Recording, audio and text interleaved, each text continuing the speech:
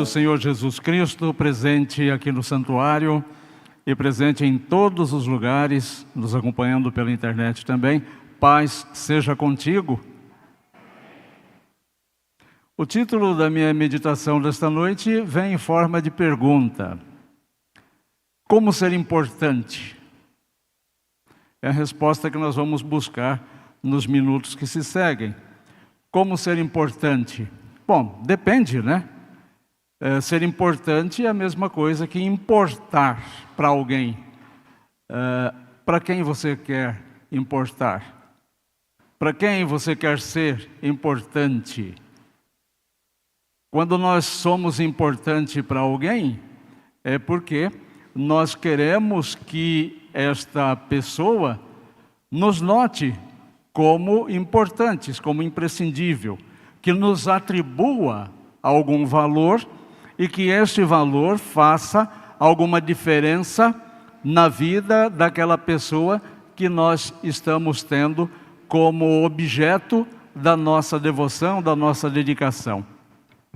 É importante nós pensarmos sobre isso também, como ser importante, mas vai ser fundamental que no decorrer destes minutos nós identifiquemos quem nós queremos impressionar com a nossa importância, porque nós vivemos num mundo, e talvez hoje muito mais do que em qualquer época da história, uma busca frenética por importância. Todos querem ser importantes.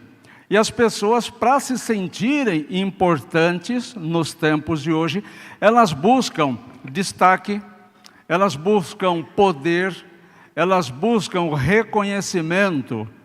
Vejam que isso é tão significativo que as pessoas, elas adoecem se elas forem canceladas. É um termo atual que se usa também.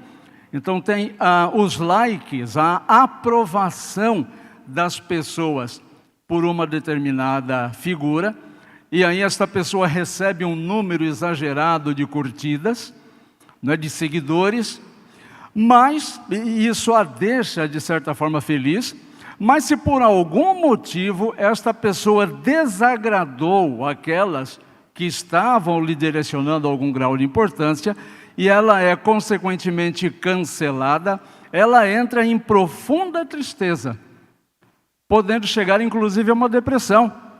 Quantos são os artistas que nós vemos agora esta semana anunciando que vão se afastar das redes sociais porque começaram a receber críticas, começaram a ser canceladas, e isso estava lhes fazendo mal. Elas estavam sendo deprimidas, porque o valor de importância que elas achavam que tinham perante as pessoas começou a diminuir, quase inexistir.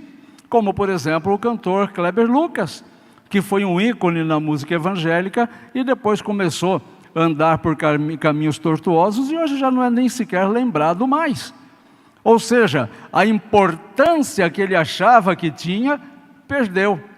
Então, nós vivemos essa busca frenética por reconhecimento, por poder, por aprovação, a ponto de que a nossa geração criou o termo politicamente correto. Então, nós vendemos a nossa consciência, nós vendemos a nossa personalidade para ficarmos encaixados dentro do politicamente correto. Nós não podemos mais falar o que pensamos, porque isto não é politicamente correto. Nós não podemos manifestar a nossa fé como deveríamos e poderíamos manifestá-la, porque não é politicamente correto. E assim nós vamos nos alienando para sermos importantes para alguém ou para alguma coisa. Essas pessoas procuram reconhecimento, mas o que é que Jesus ensina sobre ser importante? O que é que Jesus ensina sobre termos algum valor? Bom, é óbvio que já desde agora nós vamos perceber que o que Jesus ensina é absolutamente o contrário do que a sociedade impõe. E sempre vai ser assim. O caminho que o mundo segue, normalmente, via de regra, ou seja, em regras gerais, elas sempre vão ao encontro das Escrituras, sempre se confrontam com a Escritura, sempre estão muito distantes daquilo que Deus planeja, daquilo que Deus espera. A importância verdadeira que Jesus ensina, a importância do reino de Deus, não é a medida da grandeza que o mundo oferece, não é a medida da grandeza que você acha que as pessoas devem ter por você. Jesus vai nos mostrar no texto que nós vamos ler agora, que é Mateus 9, 33 a 35, como nós podemos ser verdadeiramente importantes, mas não aos olhos das pessoas. Esse é o grande calcanhar de Aquiles, esse é o grande ponto frágil nesta busca por importância. Eu sei que você quer ser importante, eu sei que você quer receber um valor, eu sei que você quer ser notado, você quer ser notada, você quer ser diferenciado neste conceito de importância. Vamos então analisar primeiramente essa questão da importância aos olhos de Deus. Marcos, capítulo 9, versículos 33 a 35, vai dizer assim: Tendo eles partido para Cafarnaum, estando ele em casa, interrogou os discípulos: De que é que discorríeis pelo caminho? Mas eles guardaram silêncio, porque pelo caminho haviam discutido entre si quem era o maior ou o mais importante. E ele, assentando-se, chamou os 12 e lhes disse: Se alguém quer ser o primeiro, será o último e servo de todos. Então já temos aqui um chute no balde, não é? Já podemos verificar aqui qual é o conceito de importância que Deus tem para nos ensinar. Mas vamos caminhar um pouco mais sobre esse assunto. Os discípulos de Jesus estavam discutindo quem seria o mais importante dentre eles. Muito apressadamente as pessoas criticam essa postura dos discípulos. Que absurdo! Como que pode estar andando com Jesus e conversando sobre isso? Calma! Não vamos ser críticos assim tão rapidamente sobre o comportamento dos discípulos, que é também o nosso comportamento. Em algum momento eu e você já pensamos isto também. O que é necessário fazer para que eu seja mais importante do que sou? O que é necessário fazer para que eu tenha mais relevância do que tenho? Então, muita calma antes de criticarmos os discípulos que falavam sobre isso enquanto caminhavam com Jesus.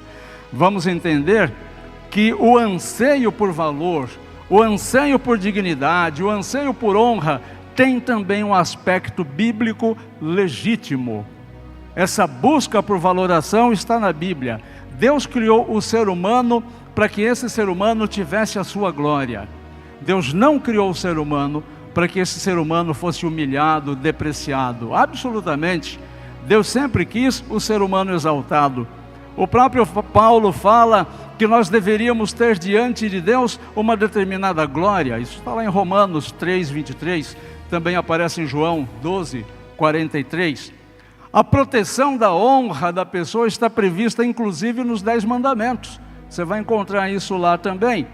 Ora, nós somos ensinados o tempo todo que a boa fama é um patrimônio precioso demais para se perder. Há pessoas, e eu fui ensinado assim pelos meus pais, há pessoas que elas têm que ser escravas da sua palavra. O José Luiz vai confirmar comigo, agora está começando a mudar, mas no mundo do crime, por exemplo, lidando com o mundo do crime por 35 anos, eu aprendi uma coisa com o criminoso. O criminoso não costuma mentir. Se o criminoso falar que vai fazer alguma coisa, ele faz. Então o criminoso é muito cobrado, principalmente dentro dos presídios, para não mentir. Se ele falar uma bobagem lá e disser, por exemplo, que vai chover à tarde ele tem que fazer chover. Porque se não chover à tarde, ele pode ser cobrado com a própria vida. Se ele disser que vai pagar uma dívida dia tal, em tal horário, e ele não cumprir isso, ele pode perder a sua integridade física. Então, nós temos esse consenso geral de que a honra é uma coisa para ser guardada, a honra é uma coisa para ser valorizada. Quem é que dá valor para o mentiroso? Quem é que dá valor para uma pessoa sem caráter? Qual o valor que uma pessoa assim tem? Como tem valor uma pessoa que diz uma coisa agora e dali 2 minutos diz uma coisa totalmente diferente? Uma pessoa que diz que falou alguma coisa para logo depois dizer não falei nada disso, você que entendeu errado? Eu costumo dizer para nós termos muito cuidado com isso, porque depois que nós tiramos a caneta do papel, por exemplo, ou hoje, depois que nós tiramos o dedo do enviar e enviamos a nossa mensagem, aquilo que escrevemos, aquilo que enviamos, pertence a quem vai ler, não a nós que escrevemos. Então nós temos que ter muito cuidado com o que se escreve. Eu sempre recomendo aos casais para não se comunicarem por WhatsApp, por exemplo. O máximo que você que é casal deveria fazer é mandar uma mensagem para o seu namorado, marido, noivo e dizer assim, posso te ligar? Ou me ligue quando você puder. Mas não ficar se comunicando, é absurdo, casal se comunicando por WhatsApp. E por que isso é perigoso? Porque a mensagem vai ser lida com a emoção de quem está lendo e não com a emoção de quem escreveu. Então, de repente, você vai escrever uma coisa e quem vai ler vai entender outra totalmente diferente. E pode gerar um atrito a partir daí. Porque o texto escrito, ainda mais hoje, que as regras de gramática são absurdamente esquecidas, pontuação, flexão, concordância, regência, nominal, verbal, essas coisas são esquecidas. Então a mensagem vai toda truncada, sem pontuação, sem vírgula, sem maiúscula, sem minúscula, sem início, sem fim. E a pessoa entende aquilo que a emoção dela fez com que ela entendesse naquele momento. Então, nós temos que cuidar da nossa honra, da nossa comunicação. Isso é necessário, a boa fama é esse patrimônio. Em Romanos 8,18 diz que toda a criação geme por glória. Jesus, obviamente, também não ia rejeitar esse conceito.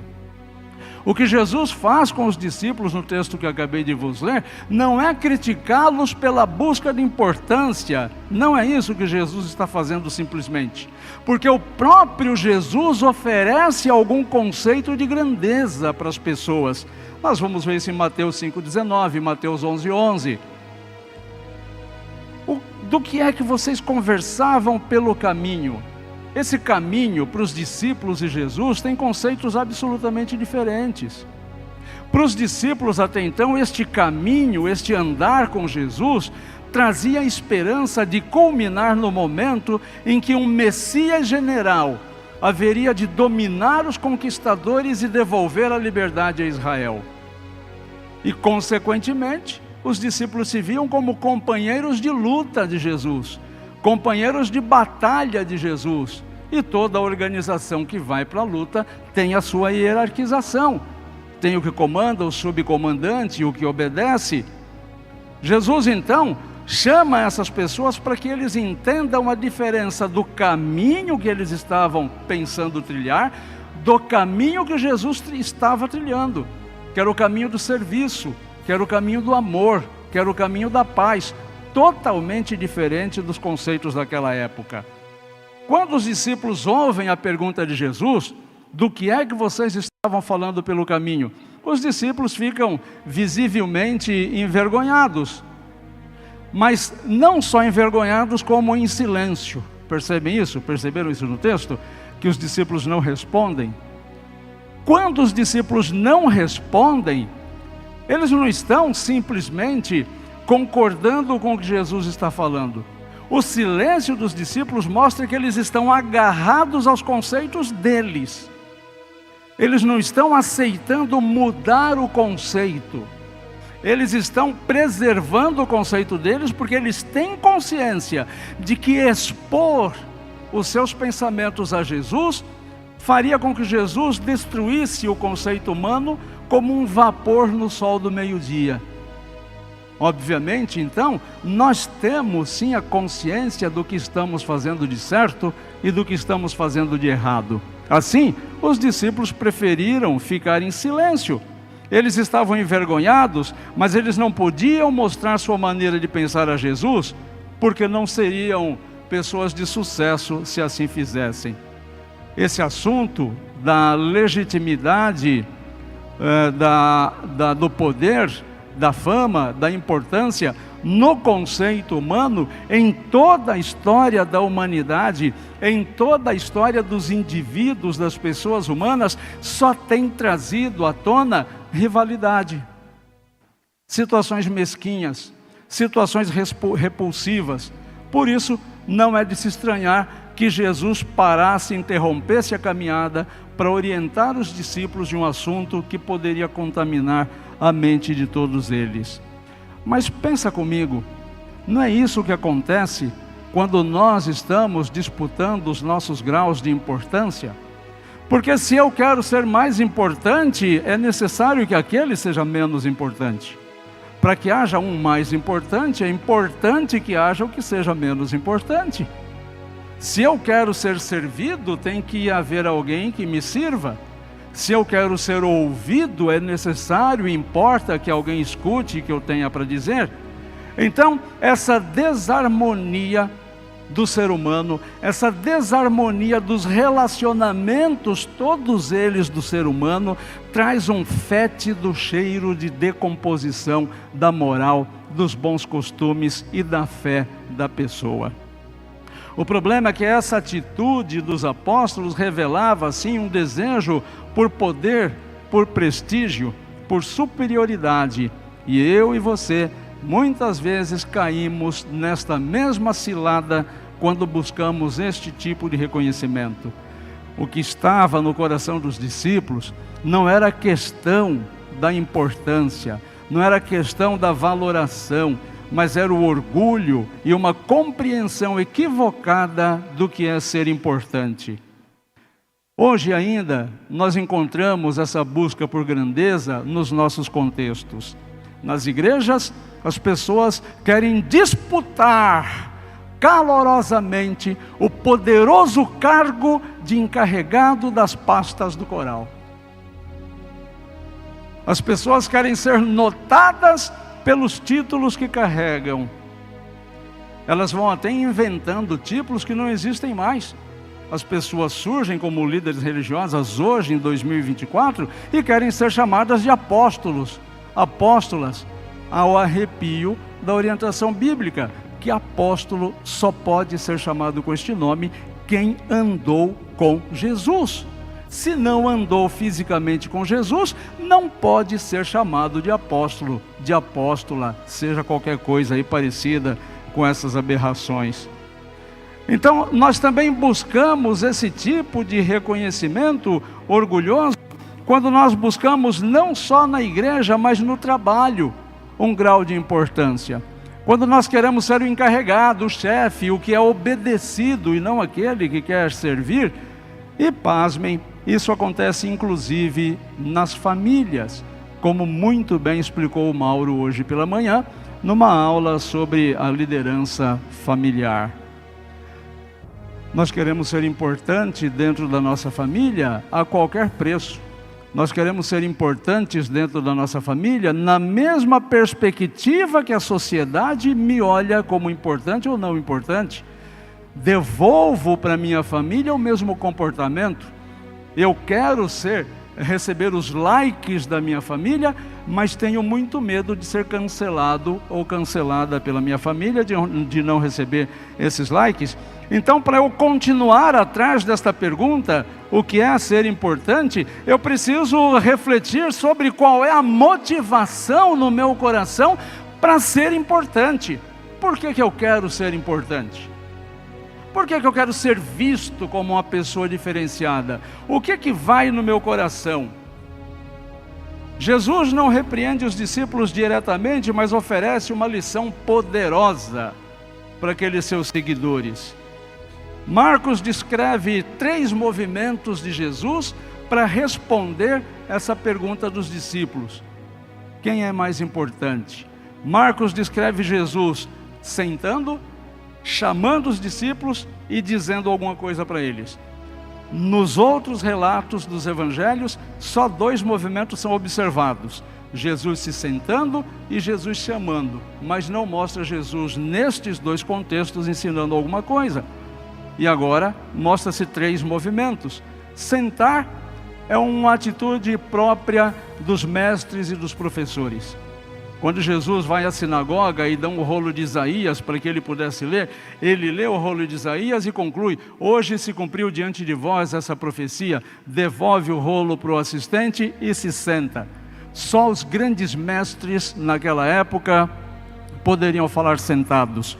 Quando Jesus se senta para conversar com os discípulos, ele está se apresentando como um grande mestre que deve ser ouvido. Chamar, isso é próprio naquela época de um rei soberano e não democrático, de um rei que exigia obediência, e foi isso que Jesus fez. E o comunicado que aparece no versículo 34 é feito de uma forma judicial, é feito em forma de sentença, é feito de uma forma que não pode ser questionado. E Jesus ensina que servir é a marca do apóstolo importante. Veja a diferença do conceito do mundo. O mundo diz que você é importante se você receber o louvor das pessoas. Jesus diz que para você ser importante, você tem que ter alguma relevância para as pessoas. Viu a virada? A importância não está naquilo que você é. A importância está naquilo que você representa para as pessoas. E se eu voltasse aos 3 ambientes na sociedade, que falta a sociedade sentiria da tua ausência? Se fosse no trabalho, se você faltar ao teu trabalho, o teu chefe vai sentir tua falta? Alguma coisa vai deixar de ser feita se você não aparecer? E na família? A sua família sente o seu distanciamento? Sua família sente o seu silêncio? Sua família se incomoda com a sua ausência? Então essa é a marca dos discípulos. Quem quer ser importante deve estar disposto a servir aos outros. Mas não é servir aos outros como se serve na sociedade. É servir aos outros sem esperar reconhecimento. Há uma frase que eu ensino que eu amo demais: fazemos o que fazemos porque queremos o que queremos. Então, se você faz alguma coisa esperando um reconhecimento, é porque o seu coração está cheio de orgulho. Você quer ter mais valor do que aquilo que você faz. Quem é que não passou por uma situação de estar entrando no ambiente e ver um lixinho, um papel caído no chão? E se eu perguntasse, se você vê um papel atirado no chão quando você entra numa loja, no shopping, numa empresa, você olha para aquele papel, o que é que normalmente nós pensamos? Bom, isso aqui vai ser recolhido por um faxineiro, porque é responsável pela limpeza, é função desta pessoa. Mas eu perguntaria, de quem é a função de recolher o papel atirado no chão? É do faxineiro? É do responsável pela limpeza? Não, é de quem viu. Você viu o papel no chão? A obrigação, o dever de recolher o papel e colocá-lo na lixeira é sua que viu. Então lá na tua casa você quer ser importante, de quem é a obrigação de lavar a louça que está lá na pia? Ah, isso aqui é a função da minha mãe, isso aqui é a função da minha esposa, isso aqui é a função dos meus filhos. Não, a função é de quem viu, de quem notou que precisa lavar. A função é de quem percebe, é para quem Deus mostra. Então você deve fazer aquele trabalho não esperando o reconhecimento da comadre, do esposo ou dos filhos, sem esperar reconhecimento, porque é o que tem que ser feito. É o que tem que ser feito. Uma pessoa me disse assim: eu ajudo a minha esposa em casa. Como você ajuda a sua esposa? Quando você diz eu ajudo minha esposa, você está dizendo a obrigação é dela, mas eu ajudo. Não, a obrigação não é dela, a obrigação é de quem vê o serviço a ser feito. Assim como na igreja também. De quem é o dever de evangelizar? De quem é o dever de falar do Senhor Jesus? É do pastor, é dos oficiais da igreja. Não, é sua que teve a oportunidade. Se você está perto de uma pessoa que precisa de uma palavra de esperança, e Deus colocou essa pessoa perto de você, é você que tem que falar, criatura. Esse é o seu grau de importância. Mas não fazer para receber o título, fazer porque é o que tem que ser feito. O serviço ao próximo é o caminho para a verdadeira importância diante de Deus. Agora mudamos a chave aqui. Eu falei no começo, você quer ser importante para quem? Alguém poderia ter pensado, mas se eu sou importante na sociedade é porque eu quero servir a sociedade. É aí que está o equívoco do foco. Eu não tenho que servir a sociedade ou as pessoas para ser importante para as pessoas ou para a sociedade. Eu tenho que sim fazer estas coisas, mas para ser importante para Deus. É para Deus que eu tenho que ser importante. E por isso eu faço o bem para as pessoas, porque é isso que Deus me manda fazer. Então eu não faço porque eu quero ou porque eu me sinto bem. Eu faço porque é o que tem que ser feito. É aí que está a minha importância. O paradoxo do reino de Deus é exatamente este. Quando você faz o bem para agradar alguém, você fez o bem para agradar o seu colega do trabalho. Ok? Mas e se esse colega do trabalho não estiver mais no trabalho a semana que vem? O que aconteceu? Eu ajudo a minha esposa, tá, mas depois, por algum motivo, a sua esposa não está ali. E aí? Numa situação ou em outra, você vai ficar carente de valoração? Carente de importância? Então, quando você atribui a responsabilidade ao outro de te valorizar, você está entrando numa roubada. Mas se você faz o que você faz para agradar a Deus, e você recebe de Deus o carimbo de importante, este homem, esta mulher, este jovem é importante para mim, diria Deus. Este conceito é eterno, porque Deus é eterno. Deus não vai te deixar a semana que vem. Deus não vai fazer um movimento para cancelar você, absolutamente. Então você quer ser importante, seja importante, mas não para as pessoas. Seja importante para Deus. Porque sendo importante para Deus, você vai fazer a diferença na vida das pessoas. E aí sim, de forma eficiente. Então veja os paradoxos de importância. O que é ser importante no reino de Deus? No reino de Deus, os últimos são os primeiros e os servos são os mais importantes.